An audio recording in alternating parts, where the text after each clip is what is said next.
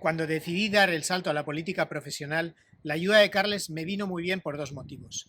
El primero, para definir mi personaje político, es decir, qué tipo de político quería ser, qué valores iban a guiar mi actividad política y qué relación iba a tener con el resto de formaciones y también con la ciudadanía. Es decir, definir mi personaje político para dar coherencia y credibilidad a lo que hiciese. Pero además me vino muy bien para poder superar mis limitaciones personales, porque todas las personas tenemos miedos, dudas y complejos que tenemos que superar, pero aún más cuando uno se encuentra en la esfera pública. De ahí la importancia de superar esas limitaciones a través de un proceso de crecimiento personal en el cual solo tengo palabras de agradecimiento y reconocimiento para la labor de Carles y para su paciencia conmigo.